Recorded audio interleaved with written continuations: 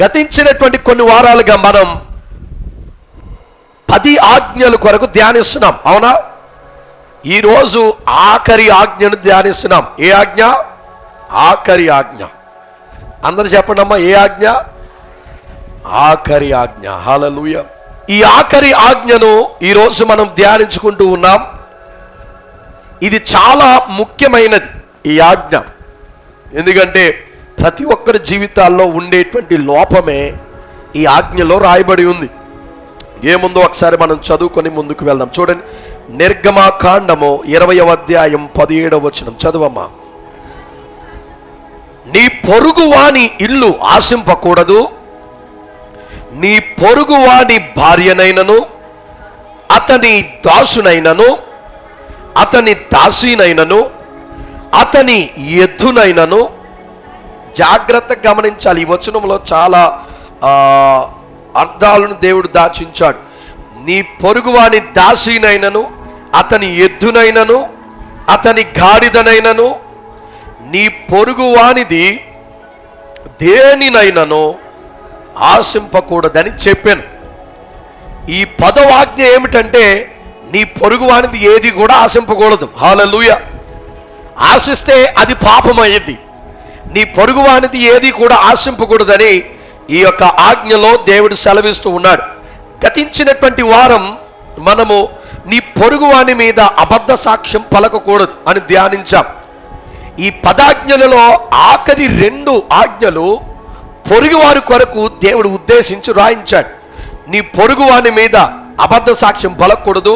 10వది వచ్చేసి నీ పొరుగువానిది ఏది కూడా నువ్వు ఆశించకూడదు. మనము ధ్యానించినటువంటి ఈ 9 ఆజ్ఞలు కూడా మన ఆత్మీయ జీవితాలకు ఎంతో ఉపయోగపడ్డాయని, ఆశీర్వాదకరంగా ఉన్నాయని నేను భావిస్తూ ఉన్నాను.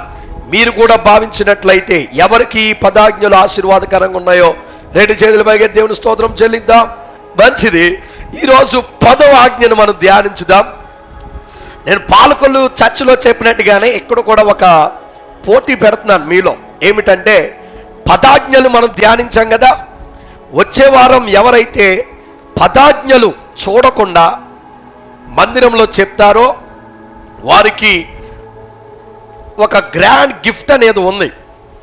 ఈ 10 ఆజ్ఞలు కూడా ఎలా చెప్పాలనుకుంటున్నారు?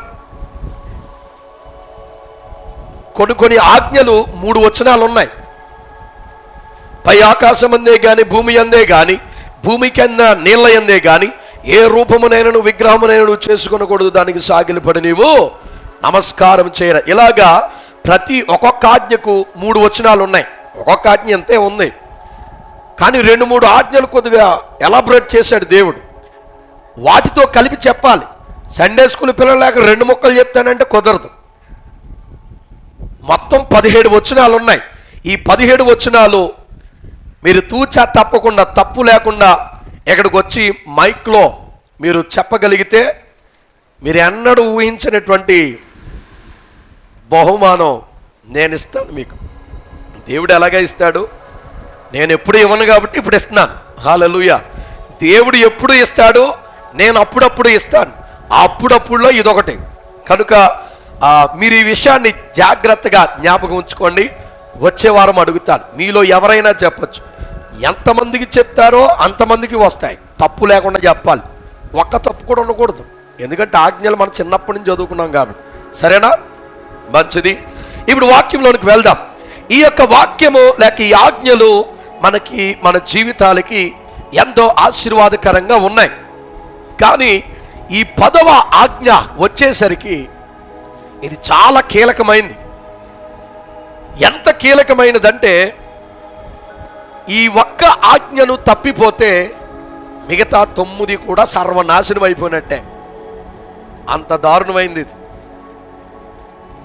ఈ 10వ ఆజ్ఞ ఇదొక్కటి తప్పిపోతే, ఈ ఒక్క దానిలో నువ్వు తప్పిపోతే, పైన దేవుడు చెప్పాడు కదా, నేను తప్ప వేరొక దేవుడు నీకు ఉండకూడదు, ఏ రూపాన్ని విగ్రహాన్ని నువ్వు చేసుకోకూడదు, తల్లిదండ్రులను నువ్వు సన్మానించాలి, నువ్వు వ్యభిచరింపకూడదు, విశ్రాంతి దినాన్ని పరిశుద్ధంగా ఆచరించాలి, దొంగతనం చేయకూడదు, నీ పొరుగువాని మీద అబద్ధ సాక్ష్యం పలకూడదు అని ఈ 9 ఆజ్ఞలు ఏవైతే ఉన్నాయో ఒక సౌండ్ పెట్టు. ఈ 9 ఆజ్ఞలు ఏవైతే ఉన్నాయో ఈ ఒక్క ఆజ్ఞ తప్పిపోతే అన్ని కూడా తప్పిపోయినట్టే. ఎందుకంటే అంత దారుణమైనటువంటి ఈ యొక్క పాపము ఏమిటంటే నీ పొరుగు వానిది ఆశించుట. అది ఏదైనా సరే నీ పొరుగు వానిది ఏది కూడా ఆశించకూడదు. ఇది 10వ ఆజ్ఞలో మన ప్రభువు పేర్కొనడం అనేది మనం చూస్తూ ఉన్నాం. ఒకసారి అబ్రహాం లింకన్ తన 2 కొడుకుల్ని పట్టుకొని తన యొక్క రోడ్డు మీద నడుచుకుంటూ వెళ్తున్నాడంట. ఫుట్పాత్ మీద నడుచుకుంటూ వెళ్తుంటే తన 2 కొడుకులు నడవడం ఆపేసి ఏడుస్తున్నారంట గట్టిగా. దారంట పోయి ఆయన వెళ్ళి అబ్రహాం లింకన్ దగ్గరికి వెళ్ళి, ఏమండి, ఎందుకు నీ కొడుకులు 2 కూడా ఏడుస్తున్నారు, అసలేమైంది అని అడిగితే అప్పుడు ఆయన అన్నాడంట, ఈ ప్రపంచంలో అంతా కూడా దేని కొరకు ఏడుస్తుందో వీళ్ళిద్దరు కూడా అందుకనే ఏడుస్తున్నారు అన్నాడంట. ఈ అడుగునోడికి మతిపోయింది. అయ్యి బాబోయ్, ఎరకపోయి ఇరుక్కున్నట్టుగా ఉన్నాడేంట్రా బాబు, ఈయనడితే తిరిగి నాకెట్టేటట్టుగా ఉన్నాడు అనుకుని ఈ ధైర్యం చేసి మళ్ళీ అడిగాడు. నాకు సరిగ్గా అర్థం కాలేదండే అన్నాడంట. ఆయన అన్నాడంట, నా దగ్గర 3 శనక్కాయలు ఉన్నాయి, ఒక్కొక్కడికి ఒక్కొక్కటి ఎత్తానంట, వాళ్ళకి వద్దంట, ఒక్కొక్కడికి 2 కావాలంట, లేని దాన్ని నేను ఎక్కడ తెచ్చిపెట్టను, ఉన్నదాంతో సర్దుకోలేకపోతున్నారని నేను ఇవ్వలేనందుకు వాళ్ళిద్దరూ కూడా ఒకడంటే నాకు కావాలని ఏడుస్తున్నారని చెప్పాడంట. అంటే లేనిపోయిన దానికోసం ఆశపడుట, దాన్నే నీ పొరుగువానిది ఆశించడం అంటారు. నీది కాని దాన్ని కావాలని కోరుకుంటూ ఉంటారు. దీన్నే పొరుగువానిది ఆశించుట లేక అత్యాశ లేక దురాశ అని కూడా పిలవచ్చు. దీన్ని అత్యాశ దురాశ ఉంటే వాడి జీవితంలో పైకి రాలేడు. ఒకసారి నిజంగా జరిగినటువంటి ఒక సంఘటన ఏమిటంటే, ఒక ముసలావిడ ఉంది, తన భర్త ఎంతో కొన్ని కోట్ల ఖరీదు చేసే ఆస్తిని సంపాదించి సడన్గా చచ్చిపోయాడంట. ఇది విదేశాల్లో జరిగినటువంటి సంఘటన. సడన్గా చచ్చిపోతే అప్పటి నుండి కూడా తన ఎస్టేట్ని అలాగే తనకున్నటువంటి ఆస్తిపాస్తులన్నిటినీ కూడా ఆవిడ ఒక్కతే లీడ్ చేసుకుంటూ వచ్చింది. ఎవ్వరికి రాయలేదు. ముసలిది అయిపోయి ఒకసారి జబ్బు చేసి సడన్గా చచ్చిపోయింది.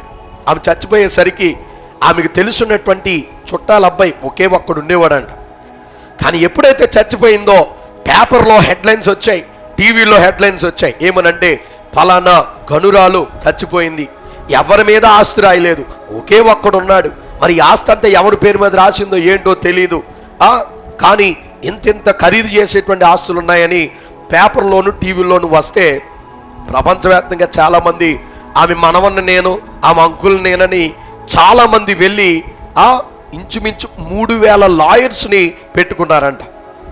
3000 మంది లాయర్స్ని పెట్టి కొన్ని వేల మంది, కొన్ని వందల మంది వచ్చి ఆమె మాకు సొంతం, మా చుట్టం, మా బంధువు, మాకు సంబంధించిన ఆవిడని క్లెయిమ్ చేసుకోవడం ప్రారంభించారంట. ఎప్పుడైతే క్లెయిమ్ చేసుకోవడం ప్రారంభించారో గవర్నమెంట్కి ఏ తీర్పునివ్వాలో అర్థం కావడం లేదు. ఆ సమయంలో వారు తీర్పునివ్వకుండా జాగు చేస్తున్నటువంటి సమయంలో 3000 మంది లాయర్లు వాదిస్తూ ఉన్నారు. చరిత్రలోనే ఎప్పుడు ఎక్కడా లేని సన్నివేశం అది. అప్పుడు ఒక లాయర్ మంచిగా వాదిస్తే కొంతమంది సరిగ్గా వాదించలేరు కదా. ఈ వాదపవాదాలు లోపాల్లో కొంతమందిని కోర్టు ఏం చేస్తుందంటే డిలీట్ చేయడం ప్రారంభించింది. అంటే ఇది నీకు సంబంధించింది కాదు, నువ్వు ఫేక్ అని ముద్రేసినప్పుడు ఒకడికి ఒక్కడు కొట్టుకొని కొంతమంది అయితే ప్లాన్లు వేయించుకుని మర్డర్ చేయించేసుకున్నారు, కొంతమంది అయితే హాస్పిటలైజ్డ్ అయ్యారు, కొంతమంది అయితే సూసైడ్ చేసుకున్నారు. వివిధ రకాలుగా చాలామంది ఆ సంఘటనలో చనిపోయినటువంటి వారు కనబడ్డారు. చరిత్రలోనే చాలా నిలిచిపోయేటువంటి సంఘటన అది. ఎందుకనంటే అంత చాలా ఎక్కువ మంది చచ్చిపోయారు ఆస్తి కొరకు. ఎందుకు అటువంటి పరిస్థితి వారికి వచ్చిందంటే ఇతరుల సొమ్మును ఆశించుట వలన. ఇతరుల సొమ్ము కానీ ఏదైనా సరే మనము ఆశించినప్పుడు అది దక్కలేనప్పుడు లేక మనం నిరాశపడినప్పుడు ఇలాంటి అవాంతరాలే మానవుని యొక్క జీవితంలో జరుగుతూ ఉంటాయి. ఇలాంటి సంఘటనలు ప్రస్తుత రోజుల్లో చాలా ఎక్కువైపోయినాయి. జనాలందరూ కూడా పక్కవారి దగ్గర నుండి ఏదొకటి ఆశిస్తూనే బ్రతుకు సాగిస్తూ ఉన్నారు. అలాగే దురాశతోనూ అత్యాశతోనూ ప్రజలు ఈ లోకంలో జీవిస్తూ ఉన్నారు. ఈ లోకంలోనే కాదు, నీవు నేను నమ్మేటువంటి ఈ బైబిల్ గ్రంథంలో కూడా భక్తులుగా పిలువబడినటువంటి వారు కూడా ఈ అత్యాశతో చాలా నష్టాలు ఎదుర్కొన్నటువంటి వారు బైబిల్ గ్రంథంలో చాలా మంది మనకు కనబడుతూ ఉంటారు.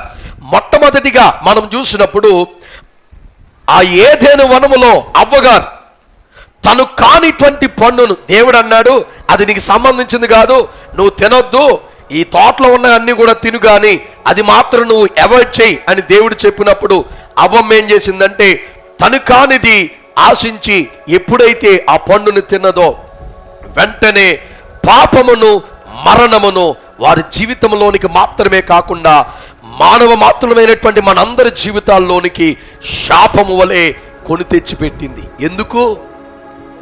ఇతరులది ఆశించి. అంత మాత్రమే కాకుండా మరొక వ్యక్తిని మనం చూస్తూ ఉంటాం, ఆకాను చూపంతా కూడా దేని మీద పడిందంటే ఉన్నటువంటి వజ్ర వైడూర్యాలు లేకపోతే బంగారము వెండి వెలగలిగినటువంటి వస్త్రాలు ఆశించి దేవుడు వద్దనటువంటి పనిని చేసి దురాశకు లోనై అత్యాశకు లోనై అదంతా కూడా తీసుకెళ్లి దాచుకోవడం ప్రారంభించాడు. దానివల్ల ఆయనకు వచ్చింది ఏమైనా ఉందా అంటే అత్యాశ వల్ల ఆయనకు దొరికింది ఏమిటంటే తన దేశ ప్రజలు చావు, తన కుటుంబం చావు, తనంతటి తానే చావును కొని తెచ్చుకున్నాడు. ఎంతమంది మరణానికి కారణమయ్యాడు ఆకాను. ఎందుకు? పక్కోడిది ఆశించి, దేవుడు వద్దన్నది ఆశించి. అంత మాత్రమే కాకుండా దావీదు భక్తుడు కూడా కనబడుతున్నాడు. దావీదు భక్తుడు కూడా దురాశతో అత్యాశతో పక్కనున్నటువంటి ఊరియా భార్య అయినటువంటి బెత్షెబాను కోరుకున్నాడు, ఆశించాడు, పాపం చేశాడు. తద్వారా తన కుటుంబంలో ఏమైనా తెచ్చుకున్నాడా అంటే ఏం తెచ్చుకున్నాడో తెలుసా? తన సంతానము మీద దేవుని యొక్క ఖడ్గాన్ని తెచ్చుకున్నాడు. అందరూ కూడా ఖడ్గానికి బలైపోయారు, ఖడ్గానికి చచ్చిపోయారు అందరూ కూడా. అంత ఘోరమైనటువంటి శాపాన్ని దావీదు తన కుటుంబంలో తెచ్చుకున్నాడు. ఎందుకు అంటే అత్యాశకు వెళ్ళి ఇతరుల సొమ్మును ఆశించి, లేక ఇతరుల యొక్క భార్యను ఆశించి. అలాగే ఇస్కరియోతు యూదా కూడా ఉన్నాడు, గుంటనక్క. వాడు కూడా ఏం చేశాడంటే డబ్బు మీద ఆశ కలిగి అత్యాశకు లోనైపోయి అప్పుడు వరకు యేసయ్యకు వచ్చేటువంటి ప్రతి ఒక్క ధనాన్ని కూడా పదిలిపరిచేటువంటి ట్రెజరర్గా ఉన్నాడు. ఆ పక్కనే ఉంటూ దేవుడి దగ్గరికి వచ్చినటువంటి కూడా ఇస్కరియోతుకి ఇచ్చి దాయమని చెప్పేవాడు. ఈయన ఇష్టం వచ్చినట్టు ఖర్చు చేసేసుకుని లెక్కాపత్రం లేకుండా ఇష్టం వచ్చినట్టు వాడేసుకునేటువంటి వాడు. దాంతో సరిపెట్టుకున్నాడా? అత్యాశకు వెళ్ళి 30 వెండి నాణములకు తన గురువు గారిని అమ్మేసుకున్నాడు. ఈ అత్యాశకు పోయి ఇతరుల సొమ్మును ఆశించడం వలన తన జీవితంలో వచ్చినది లాభపడింది ఏమైనా ఉందా అంటే ఏమీ కూడా లేదు. తనకు తాను ఉరేసుకుని పొట్ట పగిలి చావడం తప్ప. ఎందుకు ఇంత ఘోరమైనటువంటి మరణం? పక్కనోడిది ఆశించడం వల్ల. అంత మాత్రమే కాకుండా అననీయ సఫీరా అనబడినటువంటి వారు ఉన్నారు. చర్చిలోకి వచ్చి పెద్ద సాక్ష్యం చెప్పారు, అమ్మా మాకు పెద్ద పొలం ఉంది, ఆ పొలాన్ని అమ్మేసుకుంటున్నాం, వచ్చినటువంటి డబ్బులన్నీ కూడా మందిరంలోకి ఇచ్చేస్తాం, అపోస్తుల యొక్క పాదాల దగ్గర పేతురు గారి దగ్గర మేము పెట్టేస్తాం అన్నారు. సగమంతా కూడా చప్పలు కొట్టి అభినందించారు. అభినందించిన తరువాత అది అమ్మితే వారు ఎన్నడూ చూడలేనటువంటి డబ్బు వచ్చింది. సగం మందిరంలో ఇచ్చి సగం దాచుకున్నారు. ఒక్కసారి నువ్వు దేవుని సన్నిధానములో ఏదైనా సమర్పించావంటే అది నీది కాదు. హల్లెలూయా. నీ బతుకు కూడా నీది కాదు తెలుసా? రక్షణ పొందేటప్పుడు ప్రభువా నీ కొరకే జీవిస్తాం, ఈ జీవితం నీది, అందుకని మా సొంత రక్షకుడిగా నీ దగ్గర బాప్తీసం పొందుకుతున్నావని బాప్తీసం పొందేసి రక్షణ పొందేస్తాం. ఈ బతుకునేమో ఇష్టం వచ్చిన చోట్లన్నీ కూడా తిరిగేసి నీ సొంతానికి వాడుకుంటూ జీవిస్తాం. ఇది కూడా తప్పే, ఇది కూడా తప్పే. నీ బతుకు నీది కాదు, ఇది దేవుడిచ్చింది. హల్లెలూయా. అందుకని దేవుని కొరకు నువ్వు బ్రతకాలి. ఇక్కడ అననీయ సఫీరా కూడా అదే చేశారు, సమర్పించేసుకున్నారు. నిన్నెవరు సమర్పించుకోమన్నాడు? దేవుడేమన్నా వచ్చి అడిగాడా? అననీయ సఫీరా నీ పొలం నాకు రాసిచ్చేమని. తద్వారా వారు తెచ్చుకున్నటువంటి ఆశించి అత్యాశకు పోయి సగం దాచుకోవడం వలన వారి జీవితంలో ఏమైనా సాధించారా అంటే దేవుని యొక్క సన్నిధానంలో ప్రజలందరి ముందు ఎలాగెంతమంది కూర్చున్నారు, చాలా మంది ప్రజలు తండోపతండ్లుగా అందరి ముందు చచ్చిపోయారు మందిరంలో. ఎందుకు? వాని కానిది ఆశించినందుకు. ఎంతో ఘనముగా మనం చెప్పుకునేటువంటి అపోస్తులుడైనటువంటి పౌలు కూడా కొన్ని సందర్భాల్లో ఈ యొక్క అత్యాశకు లోనయ్యి ఉన్నాడేమో అనేటువంటి ఆలోచన కలిగించేటువంటి ఒక వచనం ఉంది. అది మనం చదువుకొని వాక్యంలో ముందుకు వెళ్దాం. చూడండి, రోమియోలకు రాసినటువంటి పత్రిక 7వ అధ్యాయము 7వ వచనం. రోమా 7:7. కాబట్టి మేమేమందుము? ధర్మశాస్త్రము పాపమాయినా అట్లన రాదు.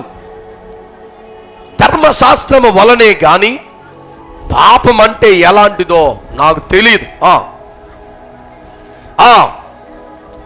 ఆశింపవద్దని ధర్మశాస్త్రము చెప్పని ఎడల దురాశ ఎట్టిదో నాకు తెలియకపోవును. చాలమ్మా. ఇక్కడ పౌలు భక్తుడు అంటున్నాడు, ధర్మశాస్త్రములో లేక 10 ఆజ్ఞలలో దేవుడు నీ పొరుగువానిది ఆశించొద్దు అని దేవుడు రాయించకపోతే, ధర్మశాస్త్రము ద్వారా దేవుడు నాకు చెప్పకపోతే అది తప్పని, అది పాపమని నాకు కూడా తెలిసేది కాదు అని ఇక్కడ అపోస్తులుడైనటువంటి పౌలు స్టేట్మెంట్ ఇవ్వడం అనేది మనము చూస్తూ ఉన్నాము. కనుక వాక్యం వింటున్నటువంటి ప్రియమైన దేవుని బిడ్డ, దేవుడు తన వాక్యంలో అంటున్నాడు, నా రాకడ సమయంలో ఈ లోకములో ఉన్నటువంటి ప్రజలందరి తీరు ఏ విధంగా ఉండదో తెలుసా? అన్యాయంతోనూ ఇతరులది ఎక్కువ ఆశించడమును, మోసాలు చేయడము, దగా చేయడమును అజితేంద్రులుగాను ఉంటారని దేవుడు 2వ తిమోతీయులకు రాసినటువంటి పత్రిక 3వ అధ్యాయము 1వ వచనం నుండి 2వ వచనాలు మీరు చదువుకుంటూ వెళ్తే అక్కడ దేవుడు స్పష్టంగా రాయించాడు. ఒకసారి చదవమ్మా. 2వ తిమోతి 3వ అధ్యాయము 1 నుండి 2 వచనాలు.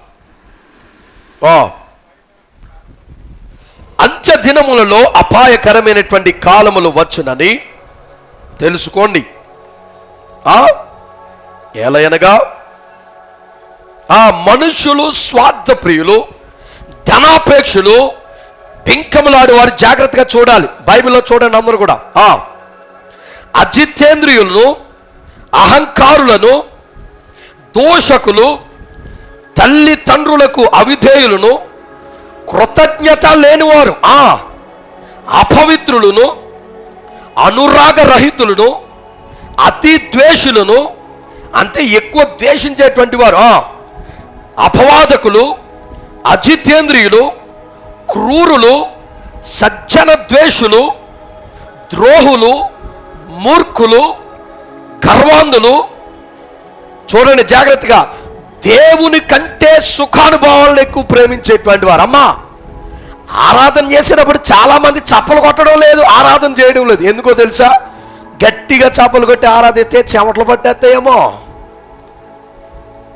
మరి ఎప్పుడు మహాతల్లికి మహాతండ్రికి ఎప్పుడు చెమటలు పట్టలేదేమో పాపం.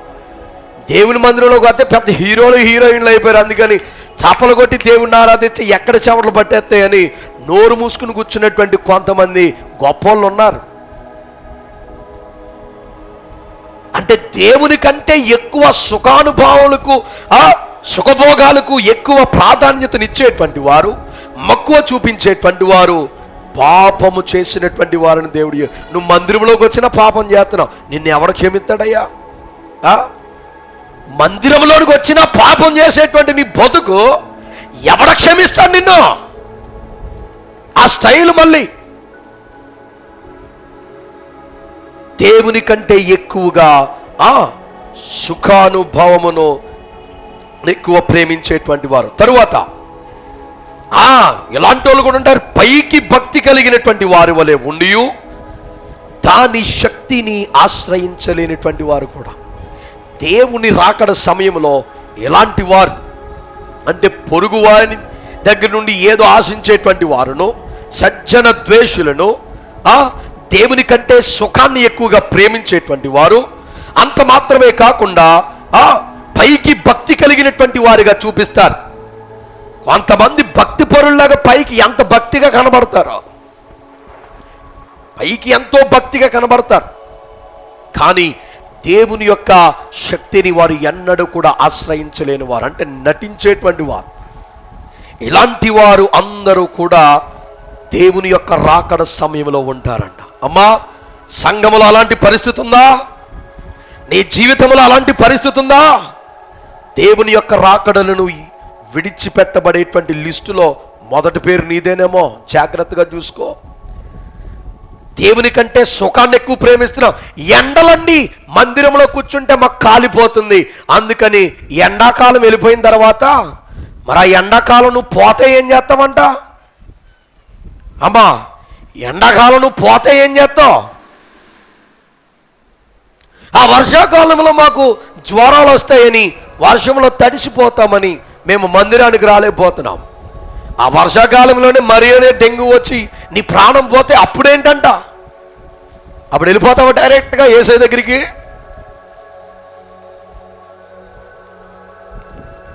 దేవుని కంటే మన సుఖాలను ఎక్కువగా ప్రేమించేవారుగా మనం ఉండకూడదు. హల్లెలూయా, హల్లెలూయా. వారమంతా కూడా రెక్కల ముక్కలు చేసి కష్టపడతావు. అయ్యి బాబోయ్, ఈరోజు ఆదివారం కదా, సెలవుగా ఈరోజు పడుకొని రెస్ట్ తీసుకుందాం. 6 దినాలు కాళ్ళు నొప్పులున్నా, చేతులు నొప్పులున్నా పనికి వెళ్ళిపోయి సాయంత్రం వరకు పని చేసేసుకున్నావు, ఉద్యోగానికి వెళ్ళిపోయి జాబ్ చేసుకున్నావు. కానీ ఆదివారం దేవుని పని వచ్చేసరికి వచ్చి దేవుని మందిరంలో కూర్చోడానికి నీకు నొప్పులు వచ్చేస్తున్నాయి. ఇలాంటి వారి పైకి భక్తి కలిగినటువంటి వారుగా ఉన్నారు. వారు దేవుని యొక్క శక్తిని ఆశ్రయించలేక, వాడు వచ్చే అమావాస్య పౌర్ణానికి ఒక్కసారి మందిరానికి వచ్చినా మొత్తం హడావిడి చేసి ఇంకా ఆడే భక్తిపరురాలుగా కొంతమంది చేసి హడావిడి చేసి వెళ్ళిపోతూ ఉంటారు. దేవుని కంటే సుఖాన్ని ఎక్కువ ప్రేమించేవారుగా ఉంటారు. ఇలాంటి వారికి దేవుని యొక్క రాజ్యములో చోటు లేదు. హల్లెలూయా. కనుక అలాంటి వారిగా మనం ఉండకూడదు. ప్రేమైన దేవుని బిడ్డలారా, మనము దేవుణ్ణి ప్రేమించేటువంటి వారముగా, ఇతరులది ఏది కూడా ఆశించకుండా దేవుడు చెప్పినటువంటి ఆజ్ఞను, మాటను శిరసావహించి పాటించేటువంటి వారుగా మనం ఉన్నప్పుడే ఆశీర్వాదాన్ని మన జీవితంలో మనం పొందుకోగలం. హల్లెలూయా. మన జీవితంలో ఉండకూడదు. అలాగే బైబిల్ గ్రంథంలో కొంతమంది జీవితాల్లో నిన్ను మనము చూసాం. తద్వారా వారి జీవితంలో ఏదైనా సాధించారా అంటే అత్యాశ వలన, దురాశ వలన, ఇతరులది ఆశించడం వలన వారి జీవితంలో శాపము తప్ప, మరణము తప్ప, సమాధానము లేకపోవడము తప్ప, గలిబిలి గందరగోళము తప్ప వారి జీవితంలో వారు సాధించింది ఏది కూడా లేదు. ఈరోజు దేవుడు నీతో నాతో మాట్లాడుతున్నాడు. ప్రియమైన దేవుని బిడ్డ, మనము సరిచేయబడాలి. హల్లెలూయా. ఈ అత్యాశ లేక దురాశ అనేది, లేక ఇతరులను ఆశించడం అనేది ఎలాంటిదంటే ఉన్నదానితో సంతృప్తిగా ఉండనివ్వదంట. ఎలాంటిదమ్మా? ఉన్నదాంతో సంతృప్తిగా ఉండనివ్వదు. ఒకరోజు ఒక ఆయన ఇల్లు కొనుక్కున్నాడంట, మంచి పెద్ద ఇల్లు. ఆయన ఇంటి పక్కనోడేమో, కొంతమంది ఇల్లు కట్టుకుంటే పక్కనోళ్ళకి సురసుర కాలిపోతుంది. మరి ఎందుకో ఆ డబ్బుతో కట్టుకున్నట్టు. అమ్మ, మీలో అలాంటి వాళ్ళు ఎవరైనా ఉన్నారా? మన సహోదరి ఎవరైనా బిల్డింగ్ కడుతున్నాడు అనుకో, వీడికి ఎక్కడి నుంచి వచ్చేస్తుంది. పాస్టర్ గారు ఏదైనా కొనుక్కున్నాడు అనుకో, కొంతమంది విశ్వాసులు ఏమనుకుంటారు, మీలో చాలామంది అనుకోలే కానీ కొంతమంది ఉంటారు, బాగా వచ్చేస్తుంది, ఏం చేస్తాడు. ఉన్నారు అలాంటి వాళ్ళు, ఉంటారమ్మా. పక్కనోడు ఇల్లు కట్టుకుంటే వారం లేడు, కుళ్ళిపోతూ ఉంటారు. ఆడింటి పక్కన ఉన్నవాడు కూడా అలాంటోడే. ఆడు మంచి ఇల్లు కట్టుకుంటే, మంచి డబుల్ స్టేర్ బిల్డింగ్ డూప్లెక్స్ ఒకటి కొనుక్కున్నాడంట. ఈ పక్కింటోడికేమో సురసురలాడిపోయింది. నేను కూడా అలాంటి ఇల్లు కొనేయాలని చెప్పేసి వెంటనే ఒక బ్రోకర్ని పిలిచి, ఇదిగో నా ఇల్లు, నా ఇంటిని నేను అమ్మేస్తాను, అమ్మేసి నాకు పలానా ఫెసిలిటీస్తో మంచి గృహం కావాలని చెప్పేసి ఆ బ్రోకర్కి అడ్వాన్స్ ఇచ్చి పంపించేశాడంట. కొన్ని రోజులు, అంటే ఒక వారం రోజులు గడిచాయి. ప్రతిరోజు పేపర్ చదవడం అలవాటు ఈయనకి. అందుకని పొద్దున్నే లేచి కాఫీ తాగుతూ పేపర్ చదువుతుంటే అక్కడ 4-5 ఇల్లులు ఫోటోలు వేసి ఫలానా ఇల్లు అమ్మబడుతూ ఉంది, కావలసిన వారి కింద ఉన్న నెంబర్కి ఫోన్ చేయండి అని పేపర్లో యాడ్ ఇచ్చారంట. యాడ్ ఇస్తే ఆ 5 ఈయనకు ఒక ఇల్లు బాగా నచ్చిందంట. బాగా నచ్చింది, తప్ప ఇలాంటి ఇల్లు కోసమే నేను చూస్తున్నాను, ఈ ఇల్లు కొని నా పక్కనోడికి నా గొప్పతనం ఏంటో చూపించాలని ఆడేమనుకున్నాడంటే ఆ కింద ఉన్నటువంటి నెంబర్కి ఫోన్ చేశాడు. అయ్యా, ఇదిగో మీరు యాడ్ ఇచ్చారు కదా, ఈ ఇల్లును కొనడానికి నేను సిద్ధంగా ఉన్నాను, ఎంతో చెప్పండి, ఎంతైనా సరే కొంటాను. ఈ ఇల్లు నాకు బాగా నచ్చింది, నాకు కావాల్సినవన్నీ కూడా ఉన్నాయి, ఈ ఇల్లు నాకు కావాలి అని చెప్పి ఫోన్ చేసి ఆ నెంబర్ గలవాడితో మాట్లాడుతుంటే అవతలోడు అన్నాడంట, అయ్యా మీరు ఏ ఇల్లు అయితే అడిగారో ఆ ఇల్లు మీదే అన్నాడంట. అదోలేదా? మీరు ఏ ఇల్లు అయితే అడుగుతున్నారో ఆ ఇల్లు మీదే. మీరు ఇప్పుడు ఏ ఇంట్లో అయితే ఉంటున్నారో ఆ ఇల్లు ఫోటో అది, నాకే మీరు అడ్వాన్స్ ఇచ్చి అమ్మని చెప్పారు కదా, నేనే యాడ్ ఇచ్చాను అన్నాడంట. కొంతమందికి ఎలా ఉంటుందో తెలుసా, ఆడి దగ్గర ఉన్న దాంతో సంతృప్తి పొందరు, ఏదో కావాలి, ఏదో కావాలి. అయిపోబోయ్ ఆడు అది కొనేస్తాడు, నాకు అది కావాలి, అయిపోబోయ్ ఈడు ఇది కొనేస్తాడు, నాకు ఇది కావాలి. మనసులో నెమ్మది ఉండదు, ఆశ ఎక్కువ. దేవుడు మనకి ఏది కావాలో అన్ని కూడా సమృద్ధిగా ఇచ్చాడు, అవునా? దాంతో సరిపెట్టుకో, ఏదో కావాలనుకుంటాం, చివరాఖరికి సంపాదించేది ఏమైనా ఉంటుందా? ఏముండదు. ఇప్పుడు నీకు ఉన్నాయే అక్కడ ఉంటాయి. హల్లెలూయా. అందుకనే దేవుడు అంటున్నాడు, నీ పొరుగువానిది ఏది ఆశించరా. ఎప్పుడైతే అత్యాశ నీలో ఉంటుందో సంతృప్తి అనేది నీ జీవితంలో ఉండదు. అంటే ఎంత ఉన్నా సరే నాకు ఏదో కావాలి, ఇంకా కావాలి, ఇంకా కావాలి. ఆడెళ్ళిపోతున్నాడు, ఆడికంటే గొప్ప అయిపోవాలి, ఈడెళ్ళిపోతున్నాడు, ఈడి దగ్గర లాగేసుకోవాలి. ఇలాంటి ఆశలతో హృదయంలో నెమ్మది లేకుండా ఎంతున్నా సరే నెమ్మది లేనిటువంటి బతుకుతాం. అలాంటిది అవసరమా మనకి? అందుకనే దేవుడు అంటున్నాడు, నీకున్న దానిలో సంతృప్తిని చెంది మనం ఉండాలి. హల్లెలూయా, హల్లెలూయా. కనుక వాక్యం వింటున్నటువంటి ప్రియమైన దేవుని బిడ్డ, దురాశ లేక అత్యాశ ఉన్నవారు సంతృప్తి చెందలేనిటువంటి పరిస్థితిలో ఉండడం మాత్రమే కాకుండా, అత్యాశ ఉన్నటువంటి వారి జీవితంలో ఎక్కువగా ఇతరుల దగ్గర నుంచి అన్నీ కూడా ఆశిస్తూ ఉంటారంట. ఏమేమి ఆశిస్తూ ఉంటారో దేవుడు తన వాక్యంలోనే చెప్తున్నాడు. మొట్టమొదటిగా వారు ఏం ఆశిస్తూ ఉంటారంటే ప్రాపర్టీ ఆశిస్తూ ఉంటారు. ప్రాపర్టీ అనగా పక్కనోడి ఇల్లుని ఆశిస్తూ ఉంటారు. ఈ యొక్క నిర్గమకాండము 20వ అధ్యాయము 17వ వచనంలో మనం చదువుకున్నటువంటి ఆజ్ఞలను దేవుడు అంటూ ఉన్నాడు, మొదటగా నీ పొరుగువాని ఇల్లు ఆశించకూడదు. నీ పొరుగువాని ఇల్లు ఆశించకూడదు. మంచి ఇల్లు కట్టుకోవడం తప్పేమీ కాదు. పక్కనోడి ఇల్లు చూసి అయ్యా వీడిల్లు ఇంత బాగుంది, చాలా బాగుంది అని మెచ్చుకోవడంలో తప్పేమీ లేదు. కానీ ఆ ఇల్లు నువ్వు స్వాధీనపరచుకోవాలి అనుకోవడం మాత్రం తప్పు. పక్కనోడు స్థలం చాలా బాగుంది, అది కొనుక్కోవడం తప్పు లేదు, దాన్ని కబ్జా చేయడమే తప్పు. పక్కనోడు వాహనం చాలా బాగుంది, నీకంటే లేటెస్ట్ మోడల్, అలాంటిది నువ్వు కొనుక్కోవాలనుకోవడం తప్పు లేదు. కానీ అది సీట్లన్నీ కోసేసి టైర్లు ప్యాచ్లు పెట్టేసి ఇది తప్పు, ఇది తప్పు. కనుక దేవుడు అంటూ ఉన్నాడు, నీ పొరుగు వానిది ఇల్లు అనగా ప్రాపర్టీస్ అనేవి ఏవైతే ఉన్నాయో అవేమి కూడా నువ్వు ఆశించడానికి వీల్లేదు. కొంతమంది వడ్డీ మీద వడ్డీ వేసి అవతలోడు స్థలాలు ఇల్లులు కాజేస్తూ ఉంటారు. అమ్మా, అలాంటి వాళ్ళు మీకు ఎక్కడైనా తగిలారా? కొంతమంది ఉంటారు. ధర్మ వడ్డీకి ఇచ్చుకుంటే తప్పేమీ లేదు. అప్పుడు బ్యాంక్ ఎంతకి ఇస్తుంది? మనకి రూపాయికో 10 రూపాయకి ఇస్తుంది. నువ్వు కూడా నీ దగ్గర డబ్బులు ఉన్న వేస్ట్ చేయడం ఎందుకని ధర్మ వడ్డీకి ఇచ్చుకున్నావు అనుకో, లేనోడికి ఎవడికో అది వడ్డీ ఎత్త ఎవరా లేకపోతే లేదు, నువ్వు వాడుకొని నీ దగ్గర ఉన్నప్పుడు ఇచ్చి అన్నావు అనుకో, అది తప్పు లేదు. కానీ కొంతమంది ఏం చేస్తారో తెలుసా, 20 రూపాయలు వడ్డీ, 10 రూపాయలు వడ్డీ, 5 రూపాయలు వడ్డీ, ఆడు కట్టలేనంతలాగా వడ్డీల మీద వడ్డీలు పెంచి ముందే షూరిటీగా రాయించుకుంటారు. నీ ఇల్లు నాకు తదనంతరం నాకే, నీ బండి తదనంతరం నాకే. అది కావాలని అది కట్టకుండా చక్కెర వడ్డీల మీద అన్ని వడ్డీలు, భూచక్ర వడ్డీలు, మరి ఏ వడ్డీలు ఉంటాయో నాకు తెలియదు, నాకు తెలిసిన 2 పేర్లు. అవన్నీ వేసి వాడి ఆస్తులన్నిటిని కూడా కాజేసుకునేటువంటి వారు ఉంటారు. నీవు సంపాదించినటువంటి సంపద నీ కుటుంబానికి ఆశీర్వాదం కాదు. ఏమనుకుంటున్నావో? ఓ పెరిగిపోతుంది అనుకుంటావేమో, అది నీ జ్ఞానముని తెలివితేటలు అనుకుంటావేమో. దేవుడు అంటున్నాడు, నీ పొరుగు వాని యొక్క ప్రాపర్టీని నువ్వు ఆశించకూడదు. 2 లక్షలు అప్పిచ్చి 5 లక్షలు ఇల్లు కొట్టేస్తారు. అది ఎంత దారుణం. లేక 5 లక్షలు 10 లక్షలు వడ్డీకి ఇచ్చి 25 లక్షలు ఇల్లు కొట్టేస్తారు.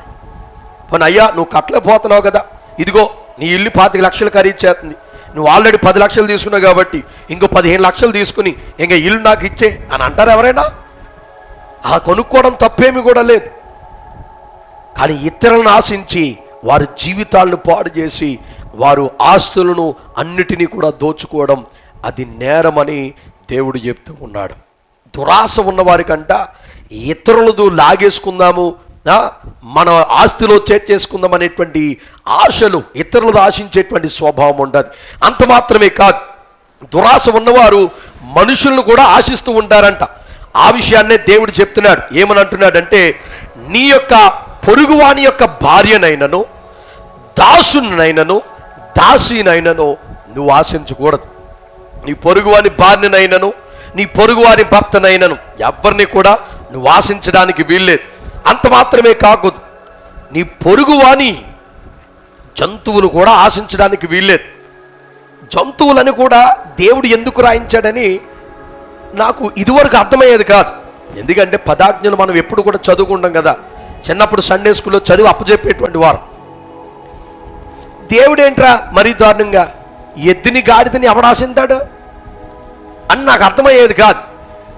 కానీ కొన్ని రోజుల క్రితం నేను ఒక సన్నివేశం విన్నాను. ఏమిటంటే, కొన్ని బాగా పల్లెటూరులో కొంతమంది ఏం చేస్తారో తెలుసా, గేదెలు పాలిస్తాయి కదా,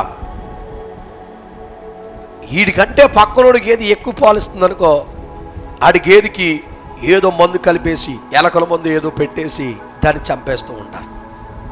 ఉన్నారమ్మా ఇలాంటి వాళ్ళు? లేరా? మీకు ఎప్పుడు తగలలేదేమో, కానీ నాకు చెప్పారు. నేను ఎప్పుడు చూడలేదు కానీ నాకు చెప్పారు. చెప్పి బాధపడి ప్రార్థన చేయించుకున్నారు. ఇలా చేస్తున్నారండి, అలా చేస్తున్నారు. అది ఎంత దారుణమైనటువంటి సంఘటనో తెలుసా? గుండెలు పిండేసేది.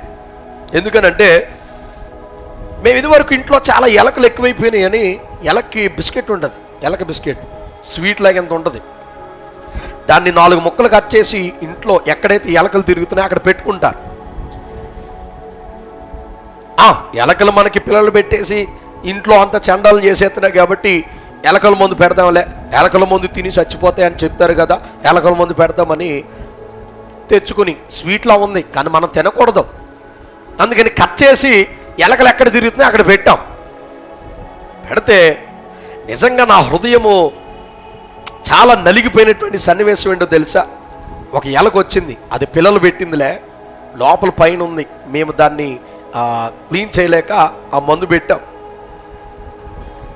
ఆ తల్లి వెలకు వెళ్ళి ఆహారం కోసం ఆ స్వీట్ ఎలకల మందు ఏదైతే ఉందో ఆ ముక్కను కొరుక్కుని తినేసింది.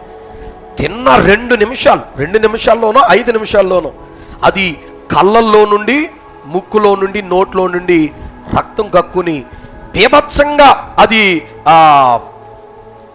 అరుస్తూ అటు ఇటు కొట్టుకుంటూ చచ్చిపోయింది. దాని పిల్లలు ఏవైతే ఉన్నాయో లోపల అవి వారం రోజులు అరుస్తూ అరుస్తూ అరుస్తూ లోపలే చచ్చిపోయినాయి.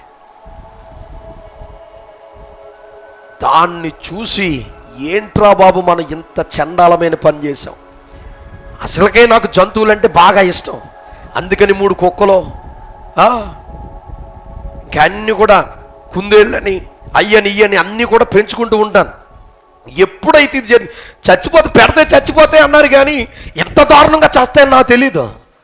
ఎప్పుడైతే దాన్ని చూశానో ఇప్పుడు వరకు ఇంట్లో ఎలకల మందు ఎప్పుడు పెట్టలేదు, అప్పుడే పెట్టడం దాంతో లాస్ట్. ఇది వరకు మన పూర్వనాడు ఏం చేసేవారు తెలుసా? ఎలకల బోను పెట్టి దాంట్లో ఎండి చేపేసి రూమ్లో పెట్టి గెడబెట్టేసేవారు. రాత్రంతా పడుకుని పొద్దున్న లేచిన తర్వాత మనోళ్ళు అయ్య బాబోయ్ 2 పడిపోయినాయి, అయ్య బాబోయ్ 3 పడిపోయినాయి, అయ్య బాబోయ్ 4 పడిపోయి నేను గొప్పగా చెప్పుకొని వీళ్ళు ఏం చేస్తారో తెలుసా? ఆ బోన్ తీసుకెళ్ళి చెరువులో ముంచేసి ఆ నూపురాడకుండా చంపే. దానికంటే పాపం ఇంకోటి ఉండదా? చెత్త అలవాట్లు మన వాళ్ళలో ఉన్నాయంటే నిన్ను ఎవడైనా అలా ముంచేస్తే ఏం చేస్తామమ్మా? ఓ బోన్లో పెట్టేసి చెరువులో ముంచేయడానికి ఏం చేస్తావు? ఎన్ని శాపనార్థాలు పెడతావు? అటుకు నోరు లేదు కాబట్టి కీ కీ కీ అని చచ్చిపోతున్నాయి. ముంచేస్తావా?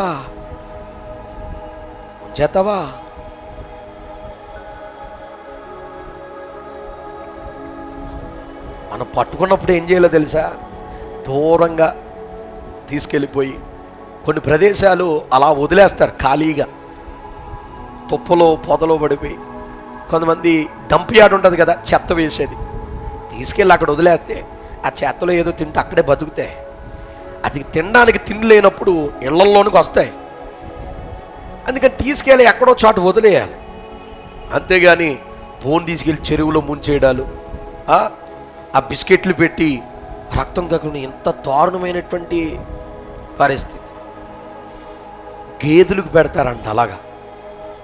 ఎవడైనా నీ పక్కనోడిది బాగా పాలు ఇచ్చేశాడు, సంతోషంగా 5 మందికి నువ్వు వేస్తున్నావు, ఆడు మాత్రం 10 మందికి 15 మందికి పాలేసి ఆడు బాగా సంపాదించేస్తున్నాడు అనుకో, ఈడు వెళ్ళిపోయి ఆ గేదె తినేటువంటి ఆ మూగచికి దానికేం తెలుసండి, వెళ్ళి దాని గడ్డిలో ఈ ఎలకల మందు పడేస్తాడు.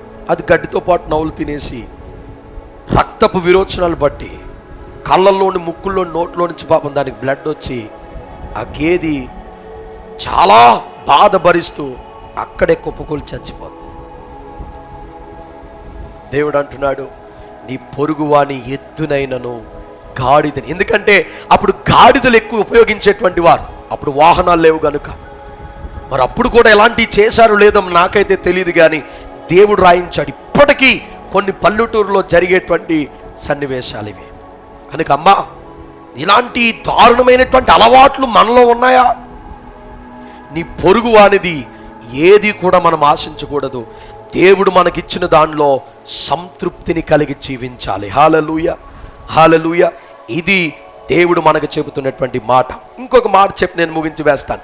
ఇంకోటి ఏంటంటే, ఈ 10వ ఆజ్ఞ ఉంది కదా, పొరుగువాని ఆశించడం అనేది, ఇది ఎంత దారుణమైనదో తెలుసా? ఎంత దారుణమైందో మీకు చెప్తాను చూడండి. ఇప్పుడు 9 ఆజ్ఞలు, 10వ ఆజ్ఞ పక్కన పెట్టండి, 9 ఆజ్ఞలు ఒకసారి 9 ఆజ్ఞల దగ్గరికి వద్దాం. మొదటిదేంటి? నేను తప్ప వేరొక దేవుణ్ణి ఉండకూడదు. ఇది మనకి బయటికి కనబడుతుందా? కనబడుతుంది కదా. అమ్మా, నువ్వు యేసయ్యని తప్ప వేరొక దేవుణ్ణి ఆరాధిస్తుంటే కనబడుతుందా లేదా బయటికి? మరి చెప్పరే. రెండో ఆజ్ఞ దేవుడు ఏమంటున్నాడంటే, ఈ లోకంలో ఏ విగ్రహాన్ని చేసుకోకూడదు, దానికి సాగిలు పడకూడదు అంటున్నాడు. అది కనబడుతుందా? కనబడుతుంది. దేవుడు నీ తల్లిదండ్రులను సన్మానించి అంటున్నాడు. అది కనబడుతుందా? కనబడుతుంది.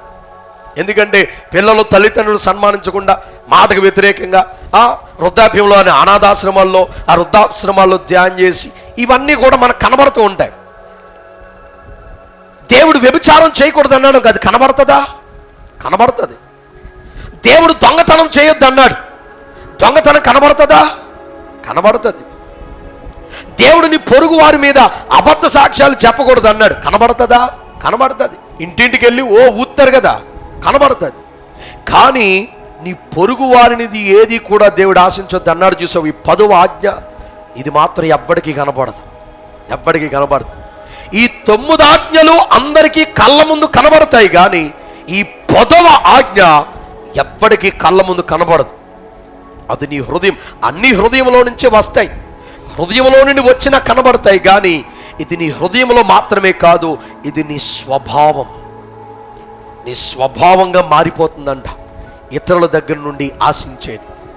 కనుక వాక్యం వింటున్నటువంటి ప్రియమైన దేవుని బిడ్డ, ఇది ప్రతి మానవుల్లో కూడా ఉండేదే. ఎందుకంటే మానవుని యొక్క స్వభావమే అది, ఇతరుల దగ్గర నుండి ఆశించేది. కనుక దేవుని యొక్క ఆజ్ఞను మనము పాటించగలిగినటువంటి వారమైతే ఇతరులది ఏది కూడా ఆశించకుండా దేవుడు చెప్పినట్లుగా మనం ముందుకు సాగిపోతూ ఉంటాం. హల్లెలూయా. అందుకే చూడండి, లూకా సువార్త 12వ అధ్యాయము 15వ వచనంలో, అలాగే మార్కు సువార్త 7వ అధ్యాయం 21వ వచనం నుండి 22వ వచనం వరకు మీరు చదువుకుంటూ వెళ్తే కొన్ని ఉదాహరణలు దేవుడు అక్కడ రాయించాడు, అది మీరు ఇంటికి వెళ్ళిన చదువుకోండి. ఇప్పుడు లాస్ట్ పాయింట్ నేను చెప్తున్నాను చూడండి. లాస్ట్ ఏమిటంటే, దురాశ అనేది దేవుని మీద ఉన్నటువంటి విశ్వాసాన్ని కూల్చివేసేదే. అమ్మా, దురాశ లేక ఇతరులది ఆశించడం అనేది దేవుని మీద విశ్వాసాన్ని తృణీకరించడం దాంతో సమానం. ఎందుకనంటే నీకేం కావాలో దేవునికి తెలుసు. నీకేం కావాలో అవన్నీ కూడా నీ జీవితంలో దేవుడు అనుగ్రహించాడు. దానికి మించి నువ్వు ఏది కావాలనుకున్నా సరే అది దేవుణ్ణి, అంటే నీవిచ్చింది నాకు సరిపోదయ్యా, నాకేం కావాలో నీకు తెలియదు, నీ అందు నాకు అంత నమ్మకం లేదు, విశ్వాసం లేదు, నా ప్రయత్నం ఏదో నేను చేసుకుంటూ వెళ్ళిపోతున్నానని నువ్వు దేవునికి చెప్పినటువంటి వాడు అవుతావు. దురాశ అనేది దేవుని మీద ఉన్నటువంటి విశ్వాసాన్ని కోల్పోవడమే. అందుకనే ఫిలిప్పీలకు రాసినటువంటి పత్రిక 4వ అధ్యాయం 19వ వచనంలో దేవుడు అంటూ ఉంటాడు, ప్రభువు తన మహదైశ్వర్యము చెప్పున మనకి కావలసినటువంటి ప్రతి అవసరత కూడా యేసు నామంలో తీరుస్తూ ఉన్నాడంట. హల్లెలూయా. ఆయన మహదైశ్వర్యము చెప్పున మన ప్రతి అవసరతను కూడా దేవుడు తీరుస్తున్నాడు. నేను తీరుస్తాను అని దేవుడు మనతో చెప్పినప్పుడు ఎందుకని ఇతరులది మనం ఎక్కువగా ఆశిస్తూ ఉంటాం? ఒక ఊర్లో ఒక బాగా సంపాదించినటువంటి ధనవంతుడు ఉన్నాడంటమ్మా, జాగ్రత్తగా వినాలి. ఒక ధనవంతుడు ఉన్నాడంట. ఒకరోజు తన స్నేహితుడు ఆయన దగ్గరికి వచ్చి, అయ్యా ఒరే, నువ్వు చాలా ధనము సంపాదించావు, కానీ నేను చెప్పిపోయేది వింటే నువ్వెంత దరిద్రుడివో నీకే అర్థమవుతుంది అన్నాడంట. ఈయన అన్నాడంట, అయ్య బాబోయ్, మా ఊర్లో నేనే పెద్ద భూస్వామిని, నేనే పెద్ద ఉన్నవాడిని, నేనే దరిద్రుడంటే ఆ గొప్ప మాట ఏంటో చెప్పు అన్నాడంట.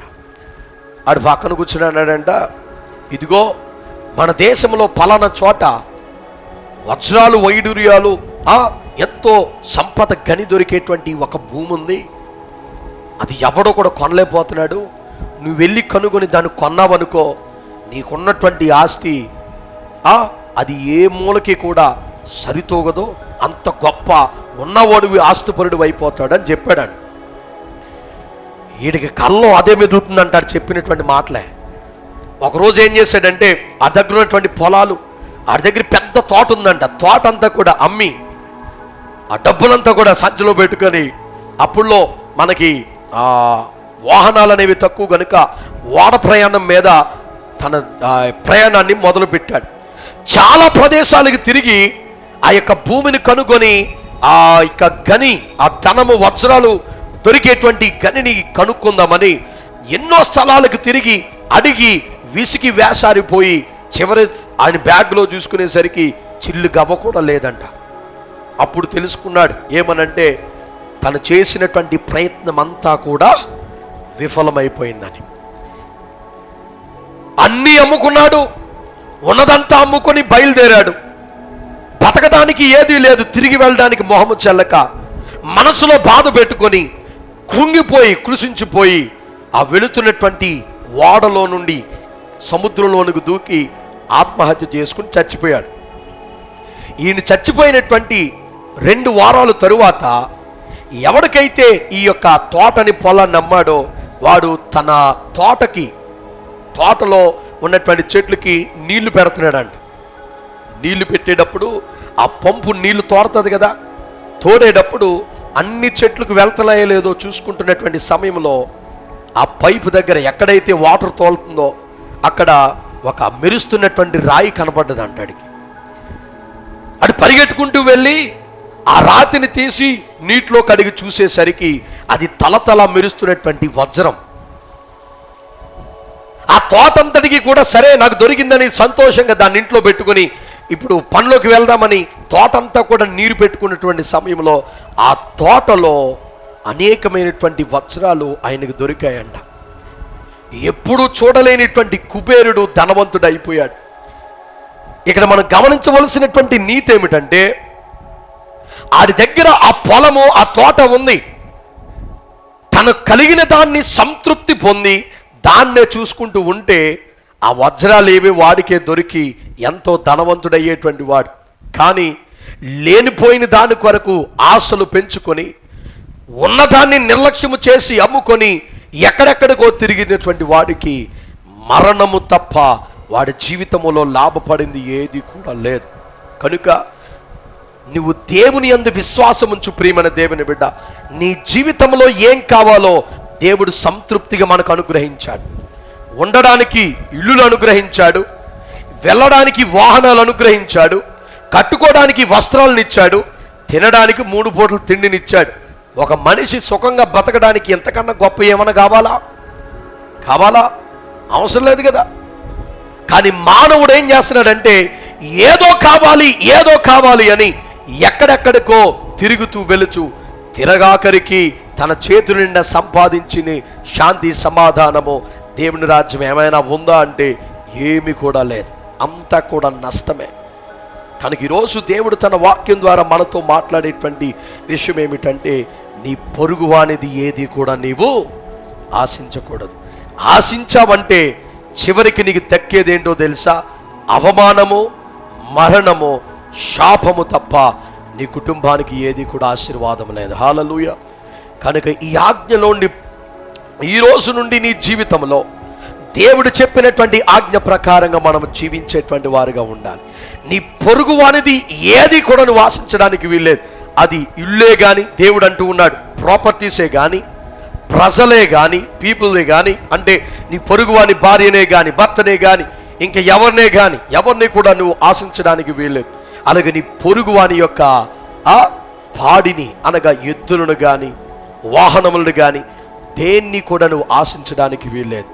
ఎప్పుడైతే దేవుడు నీకు ఇచ్చిన దాంట్లో నువ్వు సంతృప్తిని పొంది దేవుని స్తుతిస్తావో అంచెలంచెలుగా దేవుడు నిన్ను అభివృద్ధిలోనికి నడిపిస్తాడు. హల్లెలూయా. అమ్మా, నీకున్నది లేనివారు చాలామంది ఉన్నారు. నీకున్నటువంటి ఫెసిలిటీస్ లేనిటువంటి వారు ఈ లోకంలో చాలామంది ఉన్నారు. దేవుడు నీకు ఇచ్చిన దాంతో సంతృప్తిని పొందు. దేవుణ్ణి నువ్వు ఎప్పుడైతే కృతజ్ఞతతో స్తుతిస్తావో కృతజ్ఞత కలిగినటువంటి గుండెను దేవుడు దీవించేటువంటి వాడై ఉన్నాడు. కానీ ఎప్పుడైతే నువ్వు కలిగిన దాంట్లో సంతృప్తి పొంది ఉన్న దాంట్లో సర్దుకుంటూ దేవుని స్తుతించి ఆరాధిస్తావో నీ ముందున్నటువంటి ఇరుకు కలిగినటువంటి మార్గమును దేవుడు విశాలపరచి నిన్ను ఆశీర్వదిస్తాడు. అటువంటి దీవెనలు, ఆశీర్వాదములు దేవుడు సంఘ బిడ్డలమైనటువంటి మనందరి పైన క్రొమ్మరించి అనుగ్రహించునుగాక.